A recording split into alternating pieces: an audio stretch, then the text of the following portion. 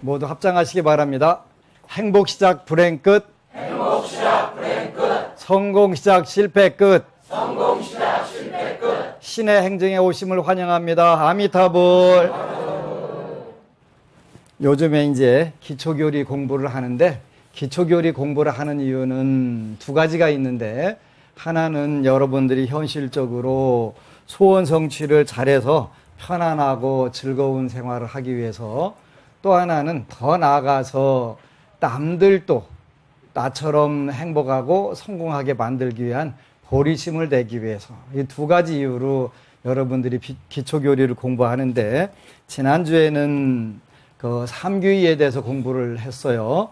그 삼귀를 공부를 한 이유는 이제 가장 중요한 부분은 불자들이 어떻게 해야 되는 것인지 대해서 전혀 모르는 부분들이 많아요. 평생 절에 댕겼어도 밤새도록 울고 50년간 울고 누가 죽었는지도 모르고 그렇게 우는 경우들이 있어서, 불교를 우리가 세상을 돌아다니면서 보면 정말 좋은 종교인데도 불구하고 한국에서만 마이너리그를 면치를 못하고 있어요.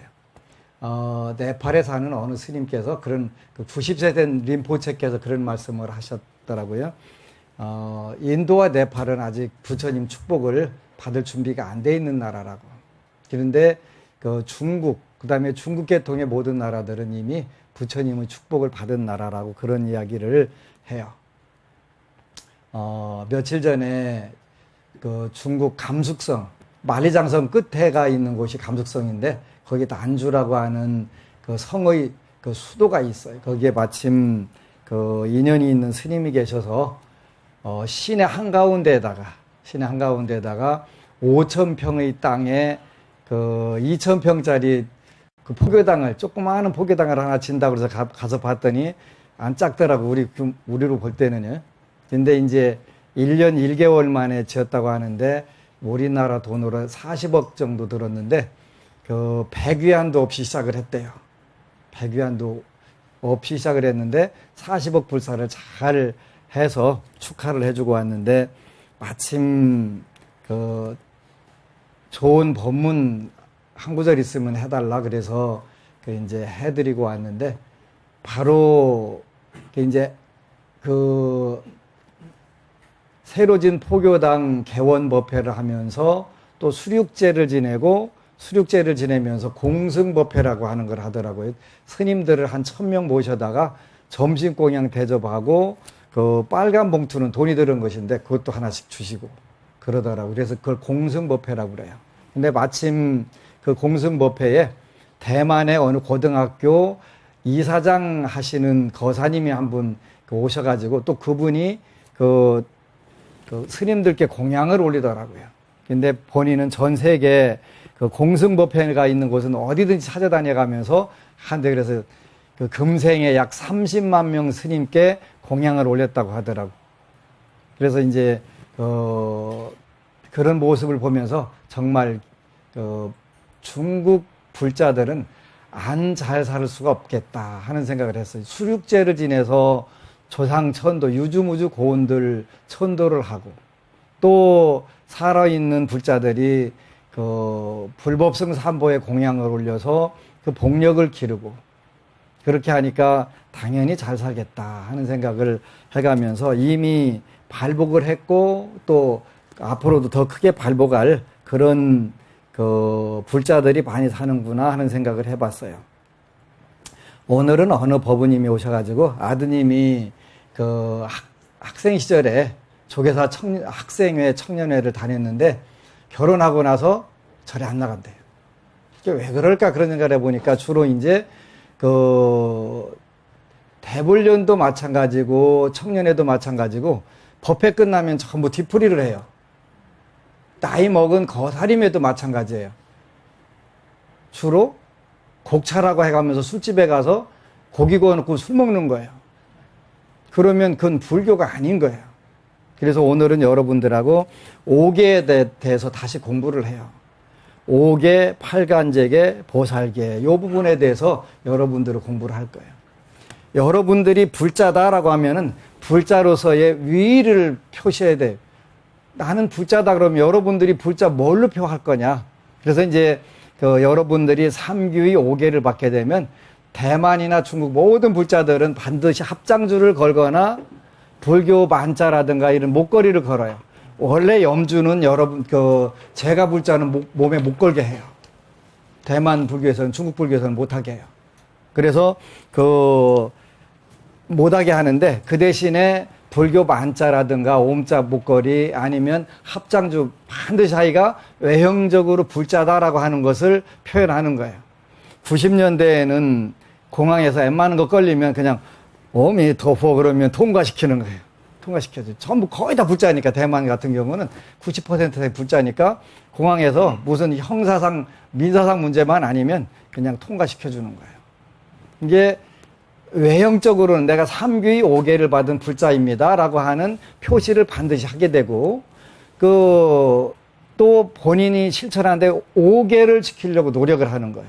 5개를 지키려고 노력하다 보니까 대만은 자연스럽게 이제 불교 5개 첫 번째 가장 무서운 개가 불살생계니까 살생하지 마라 하는 것이니까, 요거를 이제 대승불교에서는 확대 해석을 해가지고, 그러면 우리가 육식도 좀 줄여보자.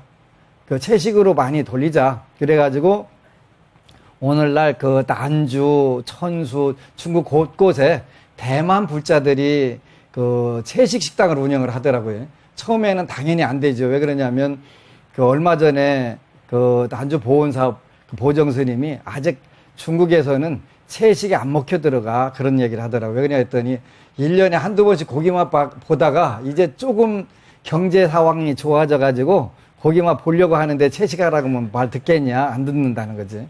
그것도 맞기는 맞는데, 근데 생각보다 굉장히 빠르게 변화가 일어나서 채식 식당이 된다는 거예요. 이렇게 이제 서안에서 저녁 공양을 하는데 대만 불자가 와서 채식 식당을 하더라고요. 하는데 이제 채식 식당이 고급 음식점으로 자리를 매김해가지고 스님들하고 불자들하고 또 앞서 발복한 불자들이 많이 와서 거기서 채식으로 하는 거예요. 참 아름답다는 생각을 해봤어요. 그래서 우리나라는 학생회 때, 청년회 때, 대불련 때 잘 댕기던 저를 왜 안 댕기냐 그랬더니 신앙이 없었던 거예요. 그냥 되도 않는 소리 듣고 댕기다가 어떤 어려움이 생기거나 아니면은 의지하고 싶은 마음이 생기거나, 그 다음에 어렵든 쉽든 간에 내가 어떤 원칙을 가지고 살아야 되겠다 하는 이런 마음들이 없어지니까 신앙한 게 아니에요. 그래서 외형적으로는 여러분들이 합장주를 지니든 불교 성물을 지니는 것이 중요하고, 내면적으로는 여러분들이 다른 건 표가 안 나니까 계율을 지키려고 노력을 해야 돼요. 그래서 5개의 내용 여러분들이 되게 잘하는 거예요. 살생하지 마라. 살생하지 않음. 그랬네요. 다른 생명을 침해하지 않는다. 크게는 사람을 죽이는 것이고 적게는 바퀴벌레, 쥐, 모기 등을 죽이는 것 모두가 살생이다. 그러나 불교는 인간 본유의 종교로 살생하지 말라 함은 살인하지 말라는 것을 말한다. 여러분들 정확하게 개념 이해를 하셔야 돼. 살생하지 말라는 것은 살인하지 말라는 것을 말하는 것이다. 살인하는 것은 바라이죄, 아주 무거운 죄를 범하는 것으로 계율 중의 근본 대계로 참회가 통하지 않는다. 만약 바퀴벌레, 모기, 파리 등을 죽였다면 돌길라, 가벼운 죄를 범한 것으로 나쁜 짓에 속하며 비록 죄는 지었으나 살인과는 다르다. 그래서 여러 가지 부분이 있는데 가장 중요한 어떤 경우에도 여러분들은 그러니까 살인을 해서는 안 된다. 그러니까 이거는 참회가 허용되지 않는 죄이기 때문에 하면 안 된다는 거예요. 정확하게 여러분들이 이해를 해야 돼요. 그런 모기, 바퀴벌레는 어떠냐? 그것도 살생에 들어가기는 들어간다. 그거는 가벼운 죄에 속하고 나쁜 짓에 속하며 비록 죄는 지었으나 살인과는 다르다. 이렇게 정확하게 알아야 돼요. 모기 뜯겨갖고 지카 바이러스 걸려가지고 내가 그냥 차라리 모기를 안 잡고 내가 죽겠다. 뭐 그것도 괜찮아요. 근데 그런 의미는 아니다. 그러니까 가볍고 무거운 그런 원칙이 있다는 걸 꼭 이해를 하셔야 돼. 그러죠? 바퀴벌레 잡을까요? 말을까요? 카페에다 올리면 내가 그 일일이 대답을 해줄 없잖아요. 네가 알아서 해라. 그런데 그거는 살생은 살생이지만 그 사람을 죽이는 바라이죄에 들어가지는 않고 나쁜 것이기는 하지만 그건 우리가 줄여나간다면 가장 좋다 이렇게 이해를 해서 해야 되고, 그 더 나가서 여러분들이 점차적으로 그 불교 믿으려면 채식해야 되니까 못 믿겠다 뭐 이런 경우도 있으니까 5개를 처음부터 5개 다 지켜라 이렇게는 얘기 안 하잖아요. 그러니까 지킬 수 있는 범위서부터 지켜라. 지켜가다 보면 그 훨씬 좋은 세상이 오기 때문에 그 계율을 지키니까 더 좋은 거예요. 그러니까 그 여러분들이 생명 존중하는 마음들을 자꾸 갖다 보게 되면 어느 생에 태어나도 여러분들이 생명을 존중하는 그런 사회에 태어나게 된단 말이에요. 그래서 첫 번째는 살생하지 않는 것인데, 여러분들이 육식을 조금씩 줄여라. 줄여 나가다 보면은 건강이 훨씬 좋아진다. 건강이 좋아진다. 많은 분들이 그 고기를 먹지 않으면 든든하지 않다, 허전하다 이런 이야기를 해요. 그러면 채소를 먹으면 허전하다는 얘기예요. 무슨 이야기냐면 소화가 잘 된다 그런 뜻이 되는 거예요. 든든하다는 것은 소화되는 시간이 오래 걸린다. 더군다나 이제 동양 사람들은 채식 위주의 생활을 수천 년 동안 해왔기 때문에 대장이 서양 사람들보다 짧다네. 그래서 대장암이 얼마 전까지 대한민국 암 1위 안 했나 싶어요. 그죠? 그렇게 된다는 말이에요. 그러니까 우리가 식생활이 변화해서 오는 부분들인데, 간접 살생에 해당하니까 조금씩만 줄여라. 조금씩만 줄여라. 첫 번째 딱 줄이고서 그냥 첫 번째 딱 줄이면 절에 들어가네 마네 또 중되네 마네 별 얘기들 다 많으니까 조금씩 줄여라. 그렇게 되면 여러분이 좋다. 살생하지 않으면은 이외에도 시간을 낭비하고 물건을 파괴하는 것 또한 살생이다. 그랬네, 그죠? 이거는 생명은 시간이 쌓여서 모인 것으로 시간을 낭비하는 것도 살생하는 것과 같기 때문이다. 마찬가지로 물건을 함부로 낭비하는 것 또한 살생이라는 것. 그것은 물품은 인간의 자원이고 대중의 인연으로 모여 만들어진 것이기 때문이다. 살생을 금하는 이유는 여러분들이 거꾸로 생각을 하면 돼요. 그렇죠? 거꾸로 생각하면 돼요. 참 오늘날은 그 지장경에 나오는 대로 산부를 비방한 업을 많이 짓는 그런 중생들이 나와서 야만족으로 태어나갖고 야만스럽게 살아가게 되지요. 그 아프가니스탄이었던가요? 그 바미안 대불 폭격하고서 그냥 쫄딱 다 망해버렸잖아요. 야만인들이 되는 거잖아요. 살생을 금하는 것은 우리의 자비심을 키우는 것을 중점으로 하는데, 열반경에 육식하는 사람은 자비의 씨앗을 끊어버리는 것으로 행주자화에 있어 모든 중생이 그 고기 냄새를 맡고 두려움에 빠진다. 여러분 불자들이 대부분 뭐라 그래요? 불교 계율에 고기 먹지 말라는 얘기 없어. 전부 다 그래요. 확인해봤냐? 안 해본 거예요. 안 해본 거예요. 있단 말이에요. 자기 정당화시키기 위해서 불교에서 그 부처님이 고기 먹지 말라고 한 사실이 없다라고 하는데 있어요. 열반경 여기 나오잖아요. 그러지? 고기를 먹게 되면 여러분들한테 기운이, 그 나쁜 기운이 흐른단 말이에요. 이제 여름 되니까 많은 분들이 보신탕이라고 해서 먹는데, 불자들이 교통사고 나서 죽는 경우들은 바로 요 개고기를 먹었을 경우에 교통사고가 제일 많이 나. 불자든 아니든 관계없어요. 단체적으로 타 종교에서 가서 사고 나서 죽거나 하는 경우도 대부분 음식 문제예요. 그래서 제가 금지시키는 음식은 약사기도를 하면서 찾아낸 것인데 5가지예요. 개고기, 뱀고기, 노루고기, 염소고기, 그 다음에 지장경에 나오는 자라. 이렇게 5가지예요. 개고기를 먹으면 교통사고가 주로 많이 나요. 옛날로 말하면 교통사고라서 나서 돌아가시는 분들은 호식팔자에 해당한다 그러셨어요. 호식팔자는 호랑이한테 잡혀먹는 거예요. 근데 오늘날은 사파리 가서 문 열고 나가서 팔딱팔딱 뛰면 호랑이가 물어서 죽이는 경우가 얼마 전에 페이스북에 나왔대요. 문 열고 나갔다가 물려가지고 다치고, 그것도 구하러 갔다가 친정어머니는 죽었다든가 그렇게 나오더라고요. 그러니까 그분도 물론 호식팔자니까 그렇게 됐겠죠. 그런데 그 더 중요한 것은 현재는 호랑이가 없으니까 호랑이처럼 불 켜고 대드는 거 보면 자동차가 호식 발자에 해당한다 그랬어요. 근데 그 호랑이가 사람을 그 식용으로 할 때는 딱 두 가지 경우가 있대요. 하나는 개고기를 먹으면 개 냄새가 나서 개인 줄 안대요.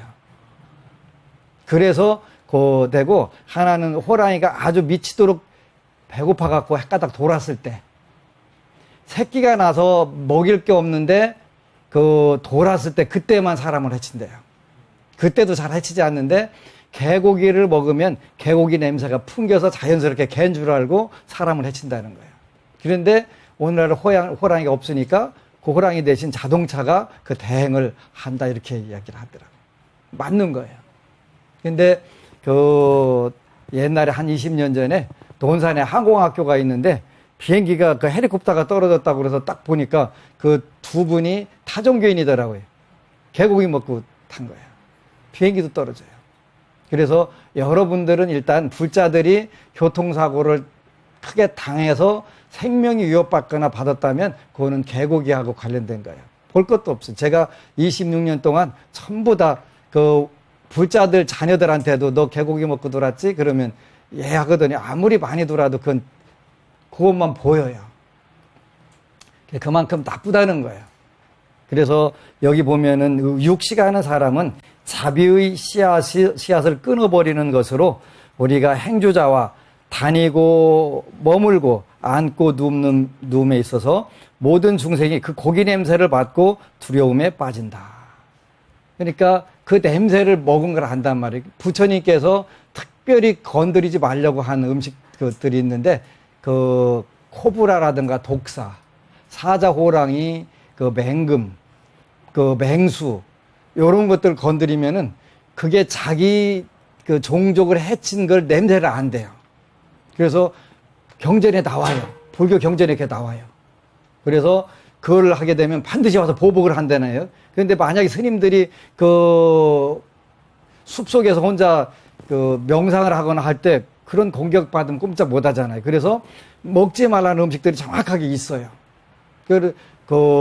불자들이 모르면서 자기 정당화시키기 위해서 불교 계율에 고기 먹지 말라고 했다. 이런 이야기를 그냥 무식하니까 하는 거예요. 무식하니까. 그래서 살생을 줄이게 되고 일단은 자비의 종자가 끊어진다. 자비의 종자가 끊어진다. 그러니까 여러분들이 채식하고 해칠 마음이 없으면 짐승들이 여러분들에게 접근을 하는데 여러분들이 육식을 하고 하면은 그 냄새를 보고서 이미 살생하는 마음, 살생한 냄새 이런 것들이 풍기기 때문에 접근하지 않는다. 그래서 불교도가 채식을 하는 것은 소, 닭, 오리, 돼지, 양 등의 동물의 생명을 차마 해치지 못하겠기 때문이고 자비심을 키우기 위해서이다. 식물도 생명이 있다고 하는 사람도 있지만 이거 가지고 또 시비 거는 등신들이 좀 많이 있어요. 그죠? 식물은 생명 없냐? 생명은 있어요. 생명은 있는데 우리가 짐승, 동물 요걸 중심으로 살생을 따지는 거예요. 식물은 동물이 아니잖아요.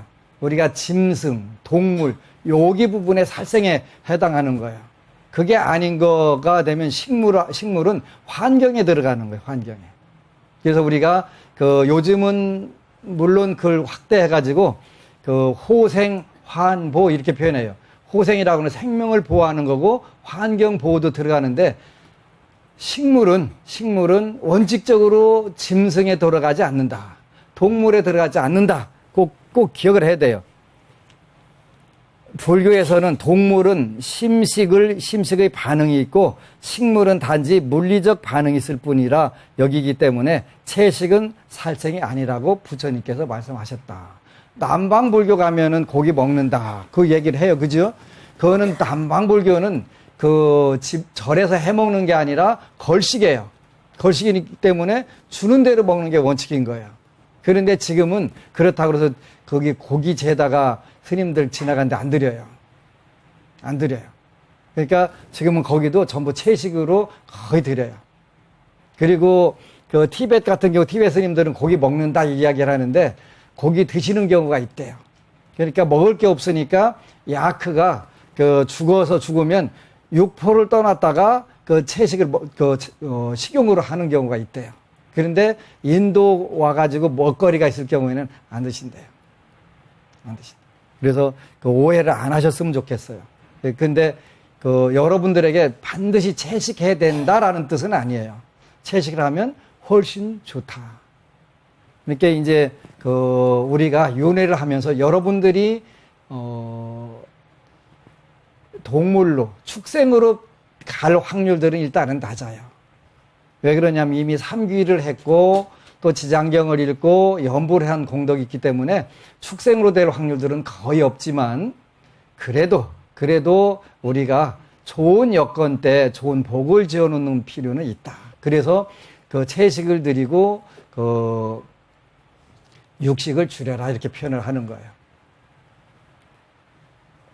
우리는 이제 꼭 해외든 어디든 성지순례 갈 때 채식을 하는데 채식을 하면 굉장히 좋은 부분들이 있어요. 일단은 탈이 나질 않아요. 배탈 안 나요. 물 갈아 먹고 뭐 해도 배탈 안 나요. 그리고 절대로 사고 나지 않아요. 그래서 너무너무 고맙더라고요. 두 번째는 첫 번째가 살생하지 마라라고 하는 계율이고 여러분들 다 아는 거예요. 확인하고 지나가는 거예요. 두 번째로서는 도둑질 하지 마라 이런 게 나와 있어. 그죠? 다른 사람의 재물을 침해하지 않는다. 자기의 물건이 아닌데 허락받지 않고 자기 것으로 하는 것이 바로 훔치는 것이다. 허락받지 않고 가져가는 것을 우리가 도둑질한다 이렇게 표현하는 거예요. 정확하게 개념을 여러분들이 공부하면 좋아요. 그죠? 밝은 대낮에 억지로 남의 물건을 빼앗는 것은 큰 도둑질이다. 계율에 의하면 인도에서는 일정한 금액 얼마 정도 이상부터는 뺏게 되면 그는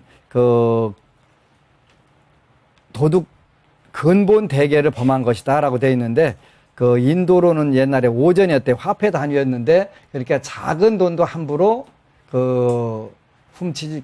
주지 않는 것을 갖지 마라. 오늘날 우리나라에도 김영란법이란 법인가요? 예. 그런 법들이 자꾸 생기는 이유는 경제적 정의. 여러분들이 세세생생 살면서 경제적으로 가난한 사람들이 되지 않게 하기 위해서 부처님께서 만들어주신 거예요. 유태인이 세계적으로 부자가 되는 그런 방법들은 탐욕에 의해서가 아니라 이러한 율법, 불교에서 오히려 훨씬 더 세세하게 설명되어 있는 율법을 그렇게 잘 지키는 거더라고요. 전부 이 내용이에요. 이 내용. 어떤 내용들이 주로 들어있냐면 아름다운 음식, 미식, 음주, 쓸데없는 오락, 허식과 결부된 고가 상품, 명품 구매, 쾌락만을 목적으로 한 성행위, 게으름, 도박, 마약 의존증 등 현대인이 빠지기 쉬운 악덕이 있다. 이것들에 휘둘리다 보면 돈과 시간, 에너지가 낭비되기 십상이다. 유대교는 이런 욕망의 일부를 인정하지만 그것에 탐이 가는 것은 율법으로 금한다. 그리고 정말로 중요한 것만을 생각하도록 유도한다. 이 부분에 대해서 불교가 훨씬 더 철저하게 정확하게 다 나와 있는데 불자들은 일반적으로 여러분들하고 시청자 빼고 오개가 있다는 것도 몰라요. 오개가 있다는 것도 모르고 그냥 그게 그런 거 아니야? 그런다는 말이죠. 그러니까 모르니까 지킬 게 없잖아요. 지킬 게 없으니까 불교라고 하면서도 못 사는 것은 도맡아서 못 사는 거예요. 이게 전부 다 인생을 가장 멋지게 업그레이드하는 방법이 계율인데 이걸 다 무시하고 무언 방법으로 여러분들 인생을 업그레이드 하겠어요. 그죠? 계율을 스승으로 삼아라. 이게 위사 이렇게 하셨다는 말이에요. 석가모니 부처님께서 열반에 드시기 전에 어떻게 앞으로 하죠? 그랬더니 개로서 스승을 삼아라 이렇게 하셨단 말이에요. 그런데 그 스승이 없는데 여러분들이 뭘로 훌륭한 제자가 되냐고요. 그래서 훔치지 마라. 사음하지 마라.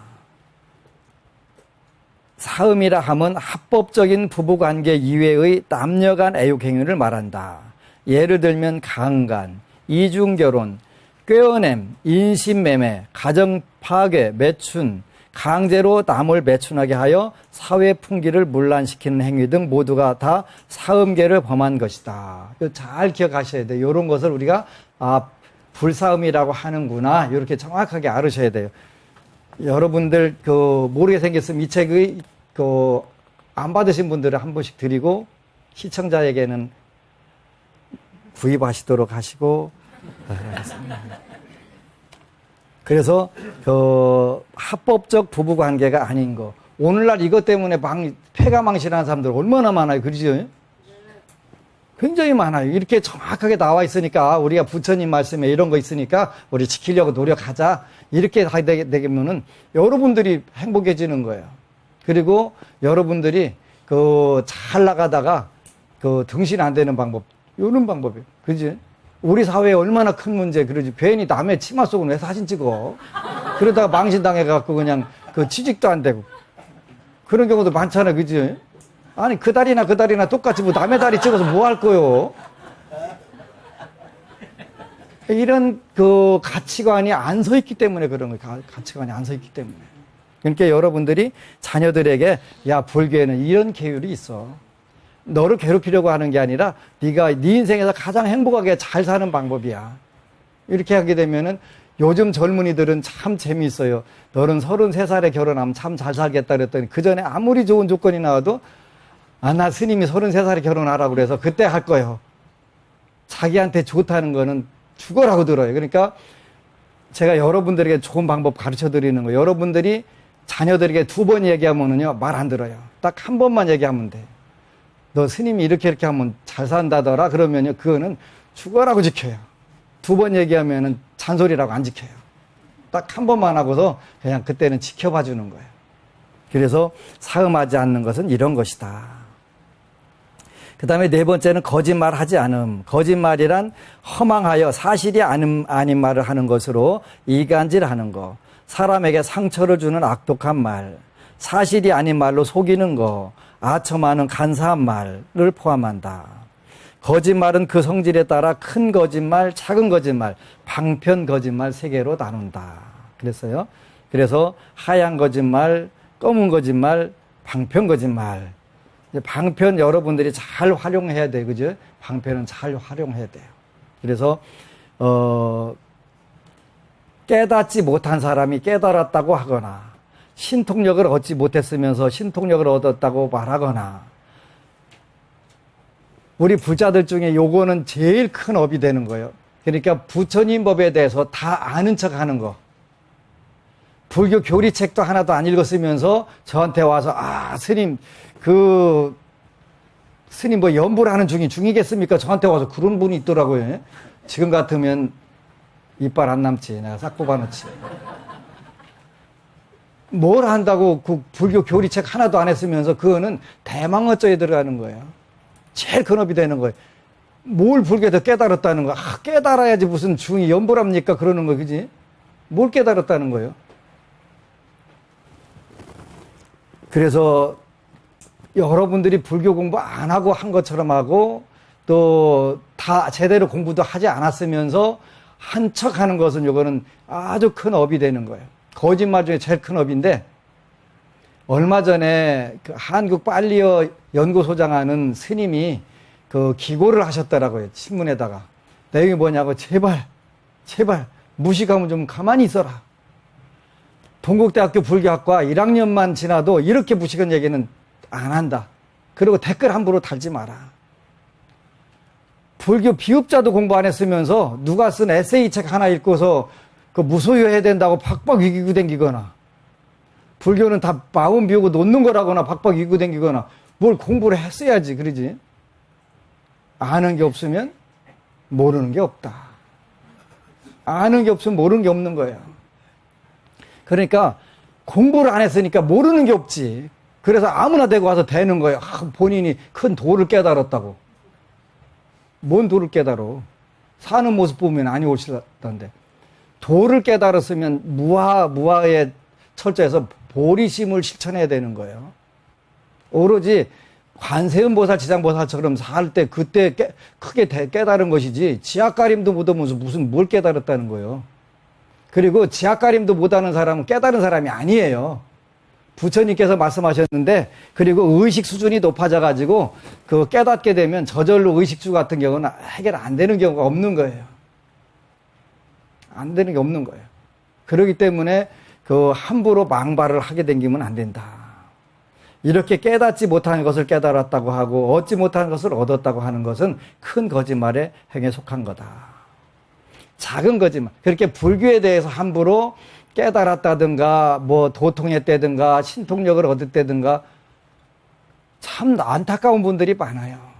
한 번은 논산에 어느 분이 저한테 따지러 왔어요. 뭘 따지러 왔냐 했더니 어느 제가 그 징벌을 했던 스님이 하나 있었는데 출가했으니 제가 환속했으니까 스님이 아닌데 이 사기를 치고 다니는 거예요. 그런데 본인한테 시주하면 아라한 만들어준다고 그래가지고 억대를 갖다 줬더라고요. 아라한을 누가 만들어줍니까? 그러고 저한테 와서 왜 따져? 그러니까 강남에 가서 뺨 맞고 와서 강북에 가서 눈을 기는 거지. 나한테 눈을 기 못하고 어쩌자고. 아라한을 누가 돈으로 만들어줘. 되는 얘기를 해야지. 그런데 거기에 속아가지고 속고서 억울하다고 뭘 억울해요. 잘못된 거예요. 잘못된 거. 아라한은 돈으로 만들어줄 수 없는 거예요. 보살도 못 만들어주는 거고요. 근데 어리석으니까 당하는 거, 어리석으니까. 작은 거짓말, 보고도 안 보았다고 하고, 안 보고도 보았다거나 하면서 이런 거 이제, 위증하는 거, 이런 거죠. 그러면서 그렇지 않다고 하거나, 우리 불자들도 이런 거짓말 많이 해요. 안 괜찮으면서 괜찮다고. 속으로는 뭘 물어 빨리 주지 하게 하면서 괜찮다고. 내 앞에서 괜찮다고만 하면 내가 주댕이를 한 딱 때리거든. 고맙다고 하라고 그랬죠. 고맙다고. 받는 거에 대해서는 고맙다고 표현하는 게 중요한 거예요. 괜찮다고 표현하는 게 아니라. 우리 불자들 아주 내숭 떠느라고 전부 괜찮다고 속으로 빨리 줘, 빨리 줘, 묻지 말고 줘. 특히 부부간에도 굉장히 이거 심각한 문제 되는 거예요. 부부간에는 3번만 괜찮다고 되다 보면 그다음부터 안 물어요. 그다음부터 안 물어요. 그다음부터 이제 스트레스 받기 시작하는 거예요. 왜 저 인간 안 묻냐고. 딱 갖고 싶은데 뭘 사줄까? 외식 할까? 그러면 괜찮아. 여러분 그렇게 대답하잖아요. 그다음부터 안 묻는 거예요. 그래놓고 나중에 와서는 이혼할까 말까 그 얘기를 물어요, 저한테. 왜 그러냐? 그래, 네가 여태까지 교육시켰잖아. 괜찮다고 교육시켰잖아. 그렇게 안 묻는 게 당연하지. 그러면 이제 어떻게 해야 돼? 그다음부터는 그 버릇 고치려면 한참 가는 거예요. 회사 그 분위기를 바꾸는데 아무리 빨리 걸려도 2년 내지 6년 걸린대요. 그러면 그 10년이나 20년 살은 남편 그 아내 바꾸려면 그건 더 걸릴 수 있어요. 그때는 이제 그 여러분들이 괜찮다고 해가지고 선물도 못 받고 이렇게 되면 이제 다시 그 재교육이 필요해요. 그때는 옆구리 찌르고 나 저거 좋아 보이네, 좋아 보이네. 안 사주면 저거 내가 가지면 좋겠다. 이렇게 그냥 확실하게 얘기를 해야 돼요. 그래도 모르면 여러분들이 차고 돈 내. 이렇게 해야 돼요. 그래야 생기는 거 있는 거예요. 괜찮다고 절대 하지 마세요. 고맙다고 표현하세요. 그래서 요거 이제 거짓말, 요런 부분, 근데 방편 거짓말, 요런 거는 여러분들이 잘 활용해야 돼요. 방편 거짓말. 그 다음에 이제 음주. 살생, 도둑질, 사음, 거짓말 이것은 성품 자체가 나쁜 거라고 늘 얘기해서 그래서 성품 성자서 갖고 성품이 나쁜 거다. 성계. 그 다음에 5번째는 음주는 차계 이렇게 표현해서 성품 자체는 선악이 없다라고 틀림없이 이야기를 했어요. 대비바사론에 어떤 이야기냐면 인도에 한 그 남자가 있었어요. 술 마시고 싶어서 옆집 닭 훔쳐다가 술을 한 잔 마신 거예요. 그 이제 한 마리 팔아가지고 술 사고 또 한 마리는 훔쳐가지고 닭 잡고 그러면 그 도둑질 했지 또 음주했지 살생했지 그 닭집 주인이 와갖고 따지는데 여주인이 와서 보니까 너무 이쁜 거 술 먹고 보니까 그래가지고 여기는 뭐라고 그 부인의 미모가 괜찮아 보여 강간했대. 그래가지고 그러면 사음계 술은 만 가지 악의 근본이다 그래가지고 대승 이치 육바람일경에 보면은 술 한 잔 권한 그 업으로 500생 동안 손 없는 짐승으로 태어난다고 되대. 나도 전에 권한 적이 있었는데. 그래서 그 술을 마심으로 해서 살생, 도둑질, 음란, 거짓 그러고 이제 잡혀가가지고 아니라고. 그래도 한국은 진짜 좋은 세계예요. 그지? 술 먹고 실수했다고 하면은 많은 거 봐주잖아요. 술이 제일 무서운 건데. 그래서 불교는 반야지혜를 중시하는 종교로 술을 끊어야만 깨끗한 정신, 바른 생각, 분명한 사고력, 맑은 지혜로 살아갈 수 있다. 마시라는 얘기예요? 끊으란 얘기예요? 끊으라는 얘기예요. 죄송해요. 그래도 어쨌거나 이거는 여러분들 인생에 도움 안 되는 거니까. 그 논산에서 어느 거사님이 그러시더라고요. 너무 슬퍼서 술로 2달 살았대요. 그리고서 이제 우연히 그 텔레비전 방송을 보고 지장경 기도에 대해서 알고서 2달이 너무 아깝다고 괜히 인생을 술로 허비했다고 그러시더라고요. 그분은 그래도 불연이 있어서 그렇게 이제 쉽게 그 부분을 털고 더 좋은 정신 바짝 차리고 그 실패한 부분을 그 만회할 기회가 주어지는 거지요. 5개 수지의 이익. 여러분들이 5개를 지키면 뭐가 좋냐? 무한한 이익이 있다. 그랬다는 거예요. 작은 이익이 아니라 무한한 이익이 있다. 그래서 그 10가지가 있는데 여러분들이 모든 아름을 만족할 수 있다. 지식을 충족할 수가 있다. 지식을 많이 가질 수가 있다. 2번째는 부처님이 배우신 것처럼 우리도 공부할 수 있다. 3번째는 그 지식이 많아짐으로써 그 망가짐을 막을 수 있다. 여러분들이 지식이 많이 있어야 돼요. 지식이. 공부하는 불자들은 또 웃기는 얘기를 해요. 불교는 지혜의 종교지 지식의 종교가 아니라고. 그러면 뭐라고 대답해요? 떡이라고 해라. 미란다 방아 봐라.